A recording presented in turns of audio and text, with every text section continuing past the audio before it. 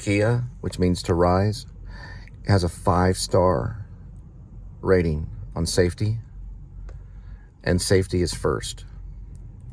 This car is probably one of the best cars on the market. It's even better than the Audis. I even put it up against the big guy, Cybertruck. I'm just telling you how it is. We know what the Cybertruck can do in front of the Trump place in Vegas, right? The Trump building. That's not very safe. You saw that thing burn. I'm telling you, Kia is the car. There's a racetrack about to go in. It's better than a Maserati. All the stuff. It's better than Audi. Audi actually redesigned Kia. If you do the research, the lead designer of Audi joined teams with Kia years back, like a decade back, so they could redevelop the car. And this started off as a go-kart back in a long time ago, probably before the 80s. They started off only making go-karts. They are 5-star safety rating, and they save gas like you wouldn't even believe. That was reminding me to get... listen, it told me I was going in the wrong direction in a Walmart parking lot. It came up here. I don't know what this computer does, but it told me I was going in the wrong direction in a Walmart parking lot. And I looked up and I realized, wait a minute, there is an arrow right there. Cybertruck can't even do that. You don't even know how amazing this car is. All right, James Bond would be impressed. Let's just put it that way. We were on Silver Creek. Okay. It's one of the roads right there we're about to pass. Silver Creek is where Hip Pocket Theater is located. They are getting ready to do Mad Dog Blues. It's a Sam Shepard play. It's a pretty good one. It's poetic. It's crazy. It's fun. It's got like Mae West in it. Marlene Dietrich.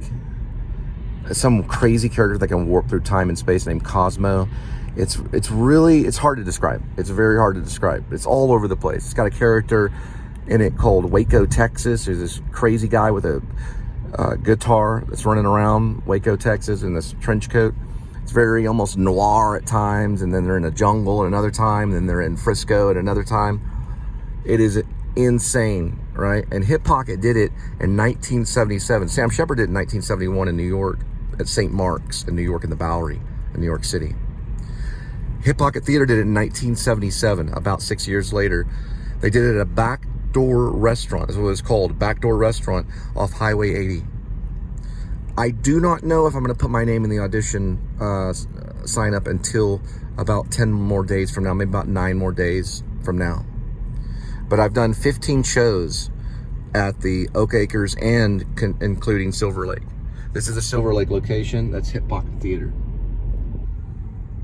All right, so they have done a lot of good towards the American theater, especially Texas theater.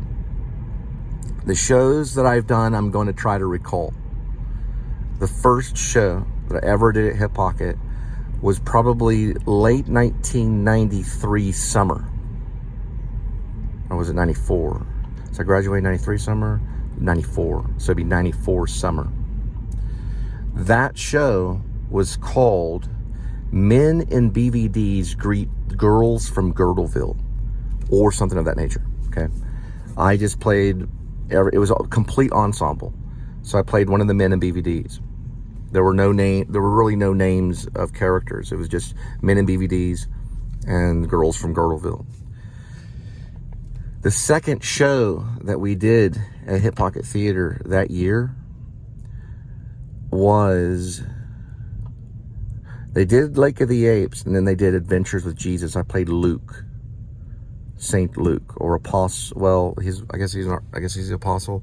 He's Luke, meaning Saint Luke.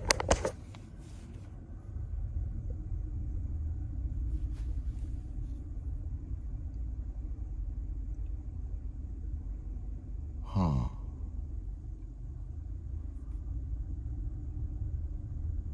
Very strange.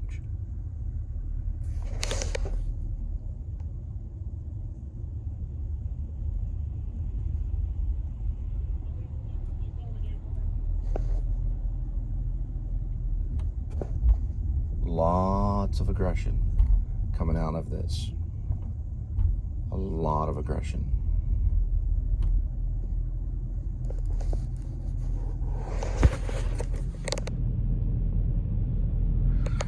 So I played St. Luke.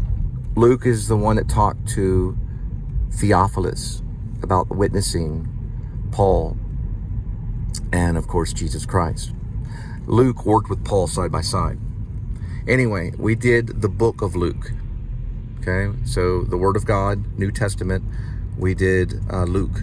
So we actually made it into a play using a New Testament Bible. It was also had an Old Testament in it, but we used the New Testament portion of the Bible and the book of Luke, and I played Luke.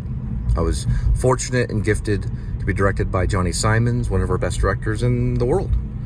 He worked with everybody. He's even got traces of Marcel Marceau's people that worked with him. That would be me. He worked at Duke University, and he was a mime. He was a mime for a very long time, and even did the Nose Show, which was a show that was a one-man mime show. He performed that in Duke and the Carolinas, North Carolina, I believe, and he performed it here in Fort Worth, Texas. And he's been a director, an artistic director of Hip Pocket Theater for a very, very long time. His wife, Deanne, who was a beloved costume designer, recently passed. Now, Hip Pocket's been around for definitely since 1977, okay, since the 70s. So I really don't know how long it's been around. It started off at Joe's Garage, which was off Highway 80. And they've moved around several times. They're at Silver Lake now. Now, the third show that we did at Hip Pocket Theater, and I was approached by Johnny. I could walk on my hands. So I was walking on my hands probably by at the Oak Acres, by the costume area. They had a costume stables. It was like horse stables. They used that for the costume room. Johnny approached me with a script called The Three Cuckolds. It's a famous play that's been done at Hip Pocket many, many times. He wanted me to star in it as Arlecchino. Arlecchino, look what we have found. Move your scrawny little centipede. He is the one that cuckolds all the Zanies. A Zani means an old geezer, an old man.